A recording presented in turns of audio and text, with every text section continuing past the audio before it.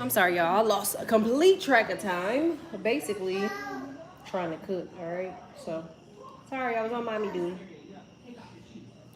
Let's see. All right. So this class is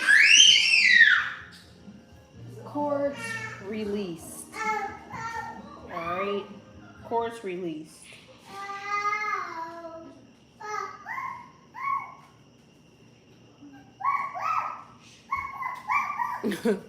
Y'all got your second voice. Okay, confirming that. All right, so I've had the pleasure of talking to a few people, right? Just to be, not gonna say be sure because I have confidence in what I'm doing. Hey, but I got like some talk offs, okay, from some people from a Native American tribe. I got some from an African tribe and some from a Buddhist group, okay? Just to make sure I'm in the right direction, okay? And they all thought my class was fat. I'm just gonna throw that out there that like I'm really feeling myself, okay? Because when I first started the Divine Feminine Masculine class, I didn't know what to think. I just get out of my refrigerator right now. I'm sorry, y'all. I'm on mommy duty. Nice try. Every time you think I'm on live, you think you can get a refrigerator. No, nice try. Have a seat. Several of them. All of them anyone you can find. Thank you. Sorry, y'all. Moms, you understand. So, September 24th is a big day for y'all. Okay. Thank you. September 24th is a really big day, y'all. Oh, wait, 23rd, 21st. Okay, so that's when Libra season starts. So, y'all season, Venus in Libra, is bringing like a whole new energy for y'all, which I'm going live after this. I'm going on Everything Empress, okay, to go live about it. But it's basically about cutting cords and evolving. That's what this particular class right here is about, okay? Renewing energy, okay? And learning and growing beyond where you are now or what you've experienced, okay? So I wanted the group, I don't know if I posted it right. I don't think I did, because normally when I post, I get like people that'll like tell me that they seen it. And I did it in an awkward way today, so I don't know. But one of the things that I learned from one of the groups was for them to jot down improvement every day, right? So like every day we wake up with the expectation of like this negative, you know what I'm saying? Like energy, okay? So basically you waking up like, okay, so what do I have to deal with now going out into, can you shut that door for me? Going out into, you know, like the world. Like what do I gotta deal with? What do I have to what do I have to see? Who do I have to, you know, interact with? I don't feel like dealing with it. I can't stand people, blase, blase, right? So one of the groups told me that when you're cutting cords, it's not just cutting cords, you're also transitioning, right? Which that blew the shit out of me because I just was like, how do you transition? Like, what are you transitioning from? And they basically were saying, like, you're transitioning from your old self to your new self, right?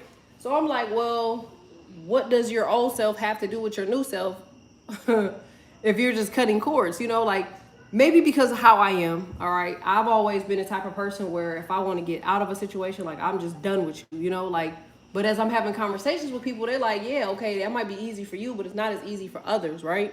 And like now that I'm talking to others, others are like, yeah, like I'm really like attached to this person. Like I really wanted something from this. I really hoped out of something for this. And you know, the way that this person did was like wrong, or family, you know what I'm saying? Like this was my family, like the way they did me was wrong, or your job, like the way they did me was wrong. Like, so when I thought about it, you know, to myself, because you know, I had to meditate on this personally, and I said, okay, why did I not, you know, this is myself, okay? I said, why did I not take the time to, you know, go back and try to figure out what happened and why? And my motto, which I've always lived by since like a small child or whatever, has always, has always been, just keep moving forward. And it's crazy that I've always had that motto. And when I talked to them, they were basically saying like, oh, it's always keep it moving forward and evolving. So I was actually subconsciously already doing that without knowing that that was a process to releasing cords, okay? That's just one thing. Now, a part of cutting cords is to help you move through like your transition, right? And I was kept saying, I'm like, this is to the Native American group. I said, you know, why do y'all keep saying transition? Because, you know, like, I don't like the word transition. Like, to me, transition sounds like something is ending, right? Like, that's the judgment card in my head. And they were like, no, like, everybody has a spirit, okay, of, they said spirit of the moment, right? Which blew the shit out of me because I was like, oh, shit. Like, so once a moment is over, that transition is done. Like, that moment is done, it's over with. Like, so that's a judgment, right? Like, that moment is finished. Like, you know, your interaction at that point is finished and something new has to blossom now. And I was just thrown back by the whole situation and scenario because I was just like, okay, they keep saying transition and, you know, I don't like that word, you know? So then I said, okay, well, how does one move forward? Now, this is a true story. I said, how does one move forward? And they said, move forward from what? And I'm like, from pain, from trauma, from deceit, right? Okay. And they were like, you're not moving forward. I'm sorry, I got notes. So if y'all wonder what I'm looking at, they said, you're not moving over from deceit. You're moving over, or you're moving past every thought. And I said, what do you mean moving past every thought? And they were like, well, every piece of sadness is a thought. So a part of transitioning is transitioning past a thought. Okay, so this might be deep and it might go over some people's heads. Some people might not know how to control their thoughts yet. You know what I'm saying? But again, it's always been easy for me. And I think a lot of that has a lot to do with my thought process, if that makes sense, right? And having a conversation, they said, okay, well, it's all about thought, about action, and about experience, okay? And they said it's not just about the one thing that you're transitioning past. They said it's about all of the burdens that you're dealing with during your transition. So don't focus on your most emotional point, which is the relationship. Focus on the other stuff that you need to fix during this transition, and that will help you get over the biggest thing that you need to transition from. Like, that really had like mind boggled the shit out of me because I've always said to y'all, like, stay busy, right? Like, find something to do, get up, get out, get in, you know what I'm saying? Like, interact. Even if you're not a sociable person, because like me, I'm partially antisocial. But like, and that might be, you know, the Empress thing, right? Like Libra Taurus, like they have a tendency of just being homebodies, you know? But when I was having this conversation, it was basically like, a lot of times we sit comfortably in our thoughts because we're used to trying to think, to try to figure something out. When you're transitioning into something, you have to do the opposite. You have to not try to figure it out and understand that it is what it is, and then focus on the other or the ladder of what it is that you need to work on, which is actually really hard because most of us always think about the problem and never the resolution. Okay? So as I'm having this conversation, they basically said that you have to look at everything, all of the burdens, okay, you're carrying. And this brings me to an argument that I just had with somebody about this particular person's thoughts on postpartum depression. And their thought was that postpartum depression was not really a thing. Okay, hey. Yeah, I know. That's the same thing I said. It is very hard to do that. Like, it's extremely hard to do that. But as I'm listening to the ideology and the examples of the people, you know, and I look at myself too, like, because I always have to, like, this whole class is based off of, you know, my ideology, my methodology, right?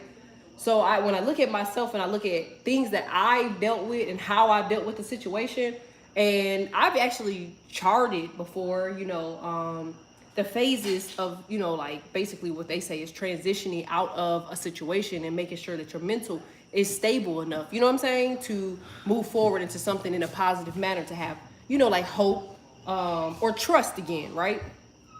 And all the shit that they were saying was like really true. It was almost like every practice or religion have the same ideology when it comes to cord cutting, which is really mind-boggling to me because you have Christians, you have Buddhists, you have, you know, African, you have Muslim, you know, you have all of these different religions, right?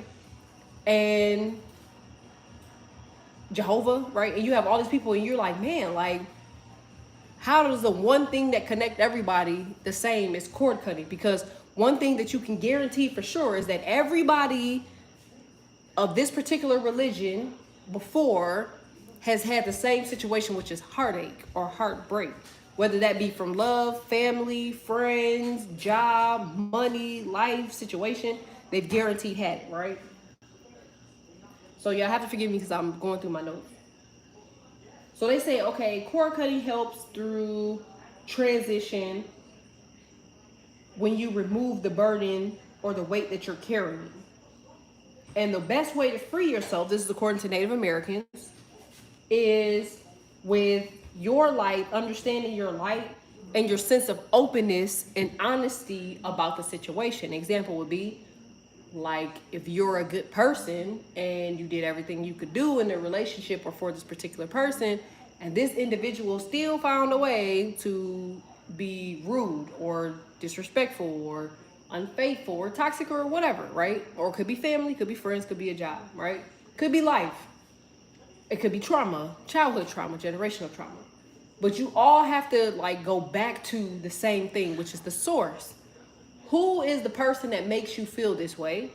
Okay. And as you're going through this transitional phase, what are the characteristics of this individual? That's what you have to stick on now. Okay.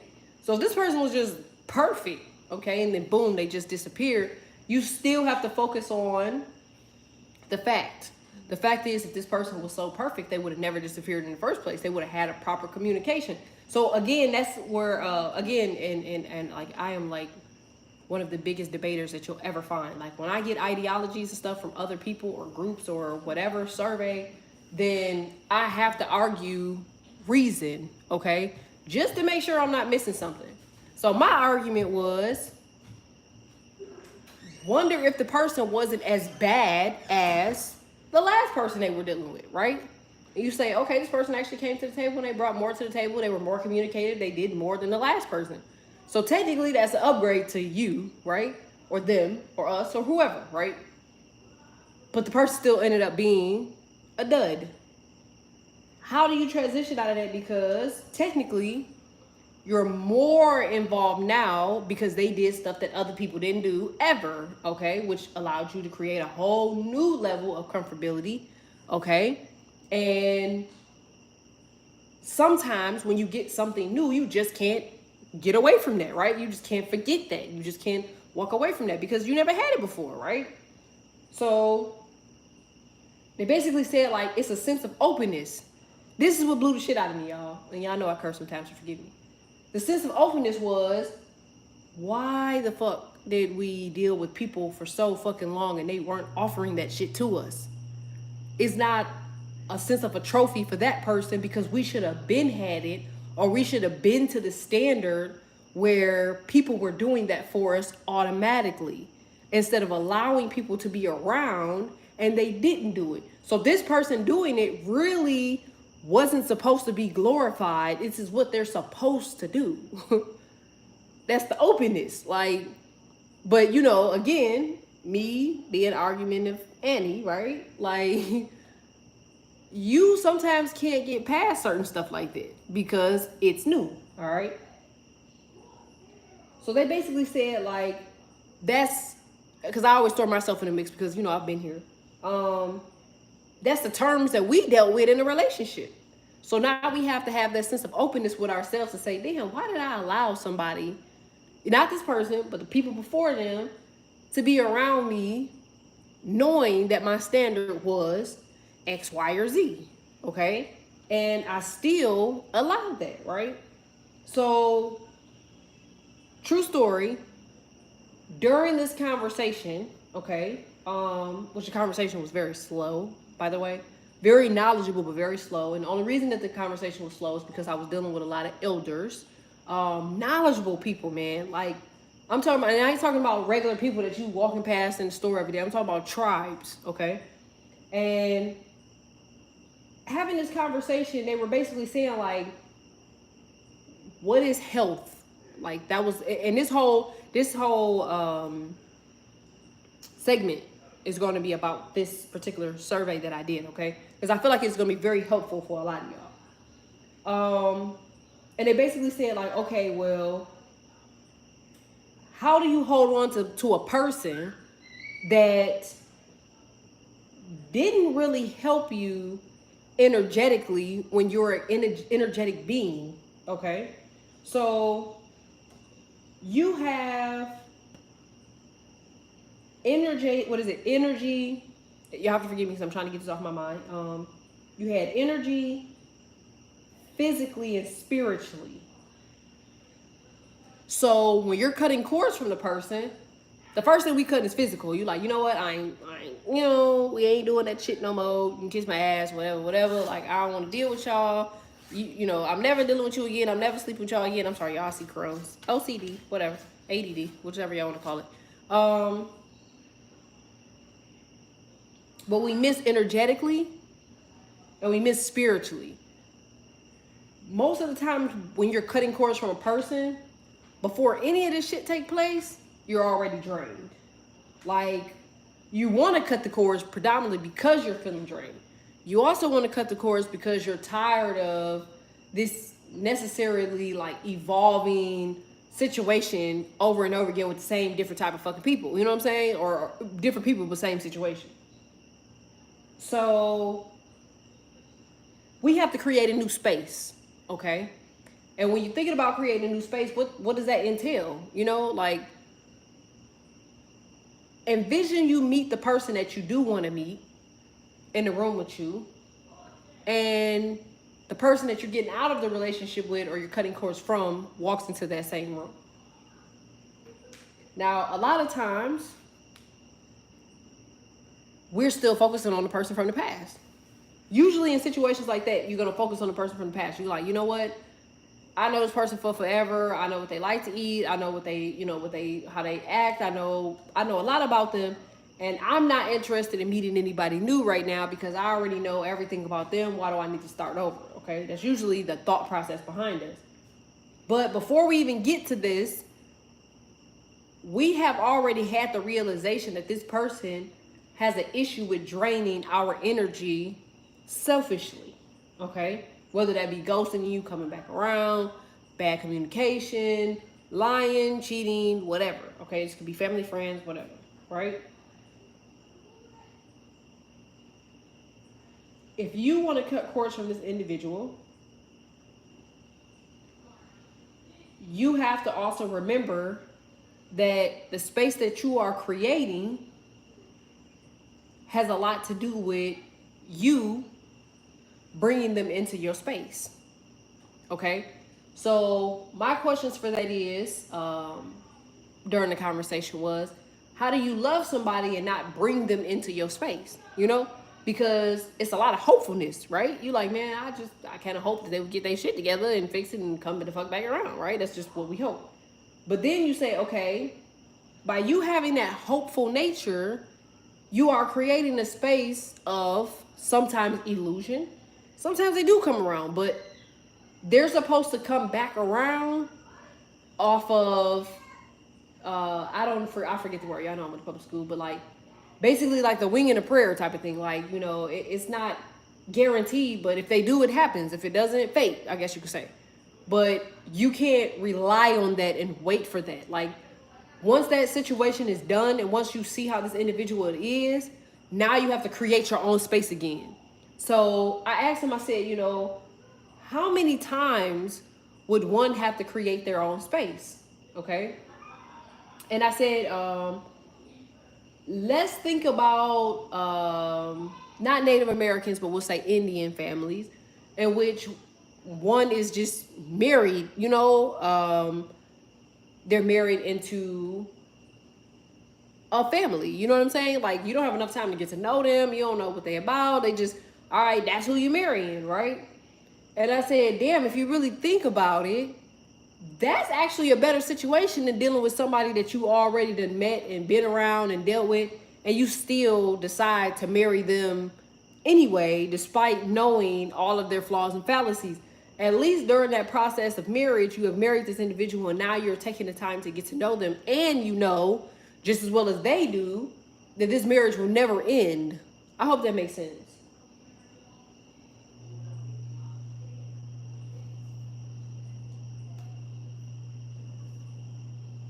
So I did my meditation session earlier, and the only thing that I kept getting was that everybody felt depleted. They felt misused, they felt misunderstood, they felt imbalanced, they felt like this connection was too long and didn't get a lot out of the connection, and that they were giving their energy away to people that didn't deserve it. But the one thing that I didn't get into meditation, because I stayed there long enough to at least try to figure out like what the fuck is happening here, was everything for everybody else but nothing for self. And I thought that was really odd, because it's like, you're the one cutting the cords, but you're also the one that cares the most. If you stop caring, there's really no cord to cut, because they never attached the cord to you. That's basically like having a Tesla and you pull your car in a charge lane and you never plug the car up. Like, your person will be in the car. You don't have to detach anything, because they never got out of the car to try to attach, or they never decided to come to you to try to attach. Like, some of the people that I had got was energy flowing. It was like they were passing by, which was really rude, because it was like, damn, like, mostly the person that maintained the connection was the other person. Then one thing that the Buddhists, they kept saying was, you know, a lot of the Buddhist religion consists of helping others, you know, peace, love, tranquility, you know, according to their God, being a service to others. Okay. So as I'm meditating again, because like I had to meditate for different scenarios, right? A lot of the scenario was basically saying that you were calling on to someone that needed you. Now, what really surprised me was because this person needed you, but you didn't need them. But when they pulled away, you needed them. It was the weirdest thing. Because I said, okay, the cord was only attached when you started to see that this person didn't need you anymore. This is not for everybody, but this is for some. So then you have to say, okay, why is your service only a service that is required for people that you know need you? Would that service still remain the same for people that don't? Would you feel the same about attaching yourself to the individual? Because now you have to say to yourself, okay, which goes back to what they were saying about the sense of openness, and realizing that sometimes we need people to need us because we don't feel needed at all. Now, when you look at the word need, when you need somebody to need you, then you would replace need with love. And then you say, okay, I need, or I want somebody to love me. Okay. Now, need for you would be love, but need for them would be want. Okay, so they don't need you, they want you. I hope this is making sense.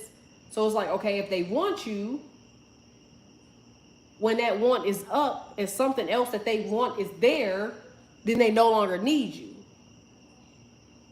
Meanwhile, your need is really deep.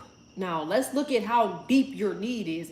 If need is love, and you have this necessary want of love, and you need love, and you attach yourself to this person looking for love, and they give you an ounce of that, you are now connected to this individual because you have not had something that you wanted for a really long time. Which makes that very much, I don't want to say toxic, because I don't feel like it's toxic, but very much connected. So this is why the Native Americans kept saying, like, okay, Now it's time to evolve. All right. Now, to them, blunt honesty is policy. Why did you need love? Shit. Okay, so I ain't have love growing up as a kid or some shit, or I ain't have love in my last relationship or some shit. I don't know. Whatever it may be for y'all, you know? That's why you are pushing so hard with this relationship, because they showed you an ounce of what it is that you were looking for or what you wanted. So now you have to cut the cord of false pretenses, right? They weren't here trying to show me love that they knew that I wanted.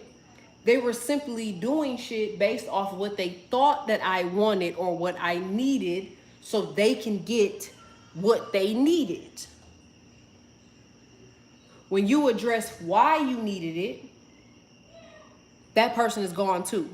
All right, you took advantage of whatever your issue is. So some of y'all have childhood abandonment issues. Some of y'all have been, excuse my language, we all grown sexually assaulted. Some of y'all were abused in other relationships. Some of y'all were lied to. Some of y'all have abusive parents or disconnected friends. Like, a lot of people, they don't realize that the friends that they hung around as children molded a lot of how they feel the way they feel. Because when you are a child and your parents are not there for you, you rely highly on your friends.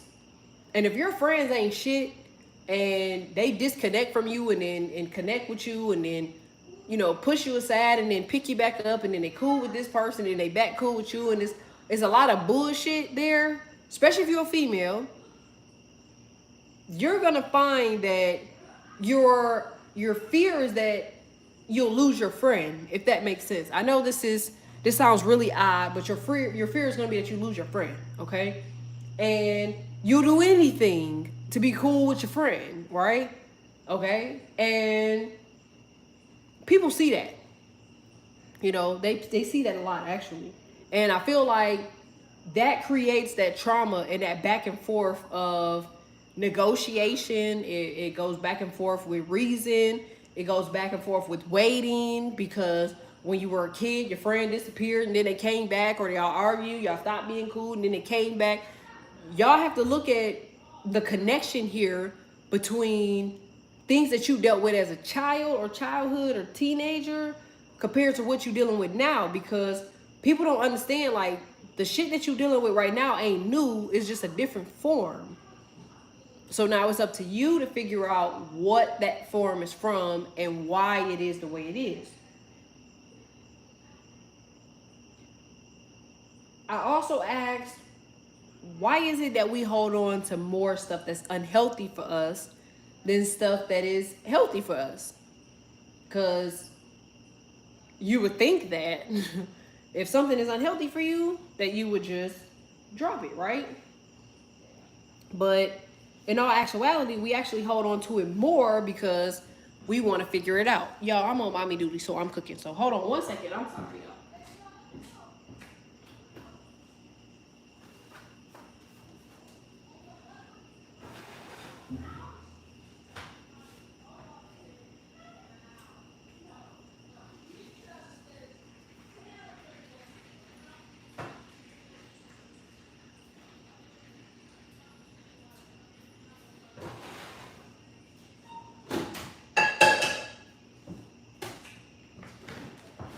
My bad.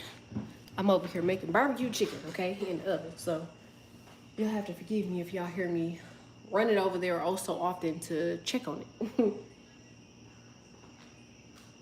So let's get into how you cut cords from these individuals. All right. So I asked pretty much everybody of this particular sin of how do you cut cords from these individuals, okay? And they basically said, they kept saying evolution. Now, y'all know I went to fucking public school, right? So I'm like, evolution? What the? I'm like, what's evolution? And they're like, evolution. I'm like, I don't know what the fuck evolution is. I know what it means to evolve, right?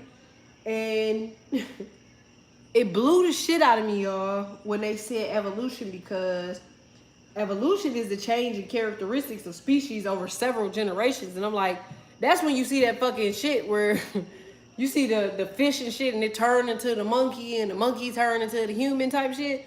And I'm like, whoa, whoa, whoa. Like, don't try to be funny. Like, I'll fuck all y'all up, right? But it wasn't that. It was actually them saying that over several generations, this had a lot to do with the shit that you've dealt with and your DNA based on relationships. Okay, so who gives a fuck that you knew somebody and they probably were married for years and they looked like they were happy? That doesn't necessarily mean that's true, do it? Because it seems to me that most of the people that I talk to, they say the same thing. Well, your parent, one of your parents, didn't do very well after your other parents separated from them, if they even knew who the person was and which they had you by in the first place. Which means that's another bad relationship. Because not only that, but you're dealing with a kid and you ain't with the person. Okay? So it's really an evolution. Now, mind you though, evolution stops when you reach humanity. I hope that makes sense. If you look at the evolution chart, nothing else comes after human. I know because I Googled it. Because I was like, well, damn, how could humans evolve? You know what I'm saying? Could they turn into something else different enough to continue the evolutionary process? It all stops with humans. So now let's look at animalistic nature. All right. If it starts with the ape, y'all have to understand where I'm going with this. If it starts with the ape is actually one of the smartest animals. It is the closest thing to human form.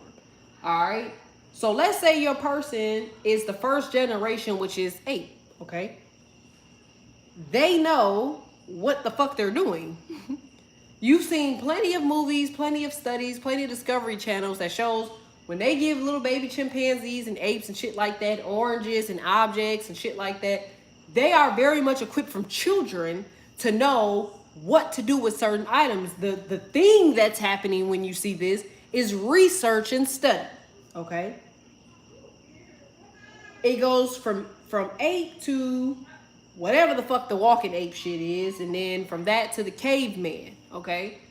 Now you say, all right, well, this goes back to human and humanity. Okay? Some people just don't know how to fuck to deal with humanity. They're cavemen, all right? They just always stuck and locked into an area and they just don't know how to deal with certain shit. And when certain emotions and shit get involved, they run. You know, they don't feel comfortable, so they try to run the fuck away from the shit. But then they evolve and they get out and they become warriors, okay? And somehow after warrior became humanity, which was really odd to me because I thought it would be backwards, okay? The most awkward thing out of all of that was that the brain frequency, yeah, because this is how deep I went into the shit. The brain frequency for all of these motherfuckers stayed the same. You can Google this shit. Look up Homo erectus and Homo sapiens brain wavelength. They all tested the same way for brain wavelength, okay? And what I mean by this is what I'm saying is generationally, if we keep evolving, we keep having, we'll say, children, we keep interacting with other people, we keep doing whatever it is that we're doing, we all end up with the same thing because it's all on the same brainwave. Can you check that for me? So nothing actually ever changes until we evolve.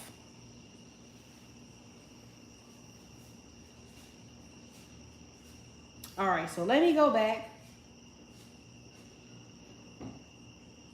The funniest thing is I looked up the humanity, right? Like not just humanity, but like I looked up millennials and the way that their dating process is. And they were saying that the amount of births, if you guys Google this information, they were saying the amount of births are at an all-time low. Like people are not having children of the millennial ascent because they have it down packed that they refuse to deal with children and they're not in a relationship. Okay? And I thought to myself, I said, if humanity is the same, based off of the evolutionary chart, these damn millennials, they don't think that way. They're obviously not they're not on that wavelength. They're changing up the dynamic on relationships and parenthood, which means every person out of a generation is built to break the generational chain. Okay, this reading might be a little bit shorter too. It might be cut by like 10 minutes. I think I'm gonna end it at like 40, only because I'm burning up shit right now. But if you really, really look at it, the evolution of people, right, had to start with a family, a friend, an intimate partner, a colleague, or somebody that we have regular dealings with.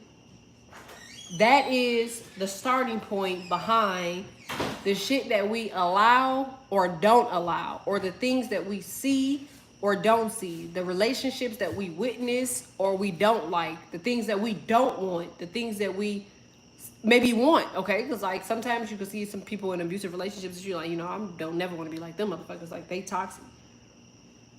But for others, you can see love and you're like, man, I want something like that, okay?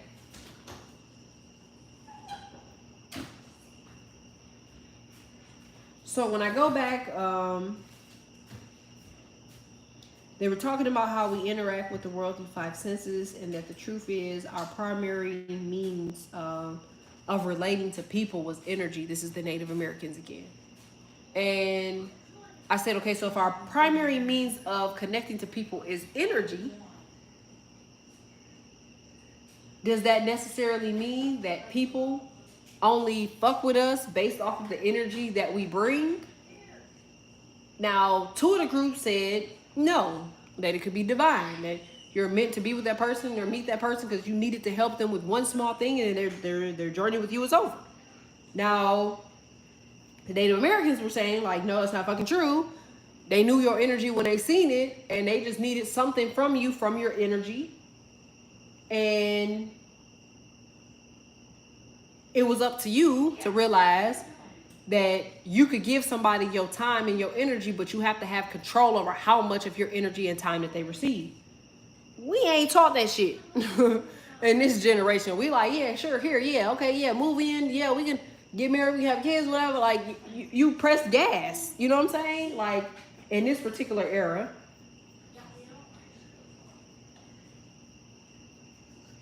But the guarantee was most of the people that were cutting cords hadn't completely cut cords with the past relationship, or the relationship that they were in before they had to cut a cord was already draining to them. And they refused to sit down and break down the phonics behind why the relationship was draining. Because if they would have looked at that, they would have realized that it was draining them because the other person was not carrying their energy or their weight.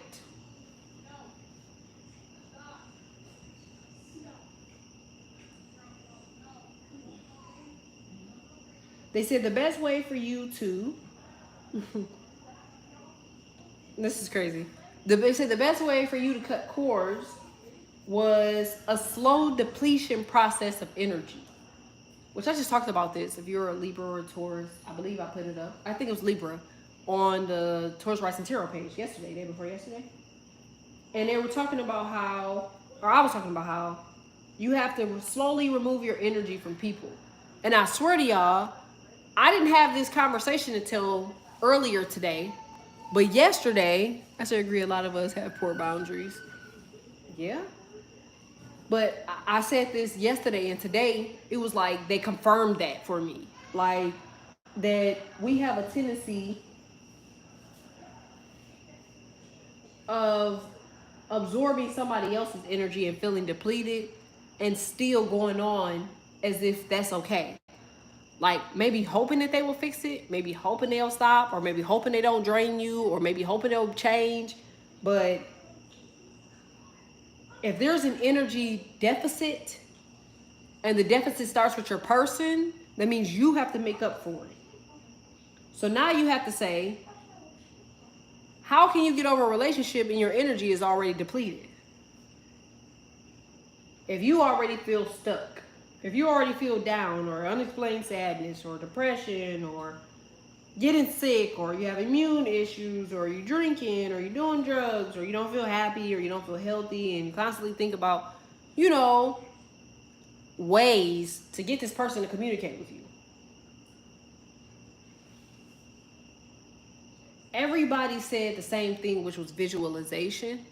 That's the one thing they all agreed on, is that if you want to cut cords with somebody, that you have to connect to yourself. You have to talk to the divine. You have to have the intention that is no longer anymore. You have to understand that there is no such thing as going back. You have to take the moment to understand the experience from what made you like them in the first place and how that connected with trauma. And you have to have the feeling of recovery for each day that you get past not being with this person. We don't give ourselves enough praise to say, damn, I know it hurt, but I'm 14 days out from not fucking with this person. Damn, I know it hurt, but I'm 30 days out from not fucking with this person. What you fail to realize is the more time that you haven't dealt with this individual, the more you're healing. Whether you want to stop that process or not, your soul still is going to heal. Now, if you choose to think about them every day and want to be with them every day and be concerned about them every day and sad or whatever, that's your choice. But if you really genuinely want to cut cords with somebody, you have to do, in my opinion, the number one thing that all of these guys said, which is remove your energy. So I would go in chronological order, okay?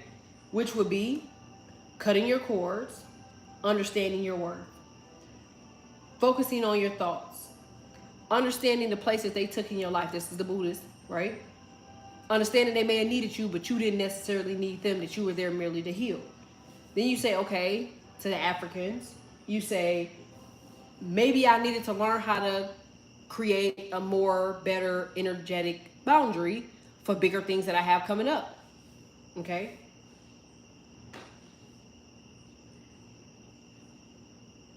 Another thing that I got in y'all meditation session was a lot of y'all were unable to make a decision and didn't know how to cut something off in between. Like, man, that's rude or that's bold. But when it was over, you like, great, it's over. But instead, you should have been the one to end it. They should have never walked away in the first place. Based off of how they were acting, you should have been done with them. A lot of y'all could pick up journaling soon. But I'll go more into this energy with the reading that I have for Everything Empress, because I did meditate on a lot of this today. And a lot of that had to do with a lot of y'all releasing the energy, and I'm proud of y'all. But most of it had a lot to do with previous trauma. And it was a real childhood friend that was an asshole. And they didn't help y'all a lot, not in this journey, but in your journey as a child. Maybe it was a sibling. I just got somebody that was your age. So it could be a disconnected sibling, an older disconnected sibling. It could have been a friend, could have been a parent, or it could have been another situation or relationship. But another way to cut cords, or that we're going to focus on for the rest of the week, is people that you were around that you suddenly chased that were disconnected from you. All right. So I am cutting it short a little bit early because I do have to go grab some, I got to fix my, food and all that stuff. And I don't want my macaroni to burn and all that shit. But I will be going live maybe in like 5 or 10 minutes if I do get a chance on Everything Empress to go more in depth with the cards. One other thing that I had to look at, hold on. It wasn't that one.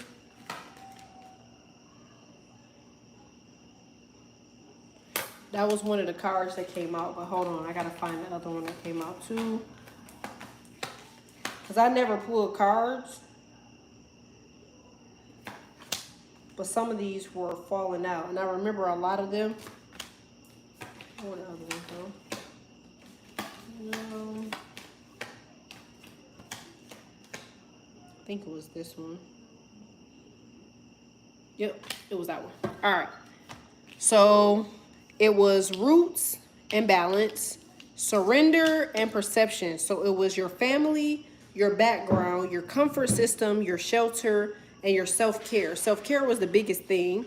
Then it was balance, which was something that you want to manifest, but you're not disciplined enough to get rid of somebody mentally, and that what you are asking for conflicts with what you're calling out, which was basically like, okay, I don't want to deal with them no more. I don't want to deal with this hurt no more. I want to be done with them. I'm sick of them. I'm tired of this.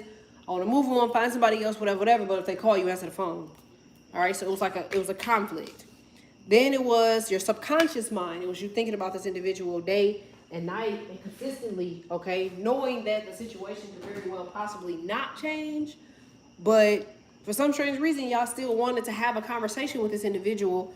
And it's like y'all reopen the wound all over again because this person failed to have action. And then I got forgiveness, baggage, the unseen, and I got prayer, and I got development. It was really crazy because the prayer and the development came hand in hand. Then I got your surroundings. Like, people basically like, man, just go ahead and call them, whatever, whatever. Knowing that some of y'all are dealing with somebody that's connected with your personal social media, and they know they got somebody else, or they know they're kicking it with somebody else, or they know that they're cool with somebody else. But it's damn near like they just want to see you happy in any way. And since you keep talking about thinking about this person, they just want you to get back to how you were with them. So they'll tell you to do anything to get back to your old self, because when you bring up this individual, you get a spark of energy, and that's the old person that they miss. So they cool with you dealing with this individual as long as they get the old you back, not knowing that they're not helping you any because it's still toxic. But I got excursions, I got sociability, circulations, discussions, but I also got siblings and dating. Somebody refuses to date again. They're like, man, I don't want to date. You know, dating is weird or some shit like that. Like, people are weird. I don't want to be sociable, whatever, whatever. And then I got siblings, which just could have been, remember I just said that. At first I said it was a friend, but it could be a sibling that just rejected you, you know, as a kid. And I feel like that had a lot to do with why you have like a lot of these situations in the first place. But I want to pull some of these. I don't usually pull cards during Divine Feminine Masculine class, but I was instructed to do so I'm going to do it. All right, so I got don't drink poison, don't do things you know are bad for you. All right. All right, I got changed in the night. You have changed quickly.